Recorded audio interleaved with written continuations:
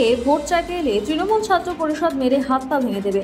সাঁইথিয়ার প্রতিবাদ সভা থেকে ঠিক এরকমই হুমকি দিলেন নানুর বিধানসভা তৃণমূল ছাত্র পরিষদের সভাপতি মুন্সি আব্দুর রেজ্জাক। প্রসঙ্গত, দিন দিন যেভাবে দৈনন্দিন প্রয়োজনীয় ওষুধের মূল্য বৃদ্ধি পেয়েছে, ঠিক তারই প্রতিবাদে আজ অর্থাৎ সোমবার বিকেলে সাঁইথিয়া সন্ধানী মোড়ে তৃণমূলের দলীয় কার্যালয় থেকে সাঁইথিয়া ইউনিয়ন বোর্ড পর্যন্ত পদযাত্রা করে এক প্রতিবাদী সভার আয়োজন করা হয়। আর সেখানেই আজ উপস্থিত ছিল বীরভূম জেলার বিভিন্ন প্রান্তের তৃণমূলের ছাত্র পরিষদের নেতাকর্মীরা। সোমবার প্রায় 200 তৃণমূল সমর্থক নিয়ে পদযাত্রা করে এই প্রতিবাদী সভার আয়োজন করা হয়। আর সেখানেই আজ বক্তব্য রাখতে গিয়ে নানুর বিধানসভা তৃণমূল ছাত্র পরিষদের সভাপতি মুন্সি আব্দুর রেজ্জাক বলেন, মিথ্যে প্রতিশ্রুতি দিয়ে ভোট চাইতে এলে তৃণমূল ছাত্র পরিষদ মেরে হাত পা ভেঙে দেবে। Bureau report, রাতদিন news network. এই দিনে খেটে খাওয়া মানুষের দিন দিন যেভাবে দ্রব্যমূল্য বেড়ে যাচ্ছে, যেভাবে ওষুধের দাম বাড়াচ্ছে, এগুলো মানুষ কীভাবে যোগান দেবে টাকা পয়সা? বিজেপি সরকার শুধুই তাহলে কি আদানি আম্বানির জন্যই পাঠানো হয়েছে? বিজেপি সরকারকে 2014 সালে আমরা ভোট দিয়েছি, বিজেপি সরকার বা প্রধানমন্ত্রী নরেন্দ্র মোদীকে আমরা যে দিল্লিতে বসালাম, প্রধানমন্ত্রী বানালাম, এটা কি শুধু আদানি আম্বানিকে কোটি কোটি টাকা লোন মুকুব করার জন্য, নাকি গরিব মানুষের এই দ্রব্যমূল্য মাঝে মাঝে দেখতে হবে এগুলো যে মানুষের কী অভাব, কী দরকার?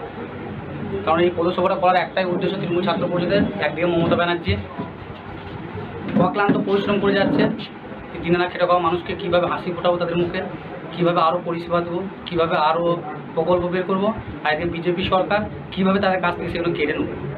মমতা ব্যানার্জি একদিকে বাংলাকে আগিয়ে নিয়ে যাওয়ার চেষ্টা করছে, একদিকে বিজেপি সরকার বাংলায় কীভাবে পিছিয়ে দেবো, সেটার বিরুদ্ধে আজকে আমাদের পৌরসভা। আজকের এই কর্মসূচি থেকে দেখা গেল যে আপনি বললেন যে নির্বাচনের সময় দেখা যায় যে বিরোধীরা ভোট চাইতে আসে বিভিন্ন রকম প্রলোভন দেখিয়ে। তো সেরকম প্রলোভন দেখিয়ে যদি ভোট চাইতে আসে, তো তখন যদি কেউ মিথ্যা প্রতিশ্রুতি দেয়, তাহলে নাকি তৃণমূল ছাত্র পরিষদ মেরে তাদের হাত পা ভেঙে দেবে। কী বলবেন? এটা অ্যাকচুয়ালি আমি তৃণমূল ছাত্র পরিষদ ভেঙে দেবে সেটা বলি না।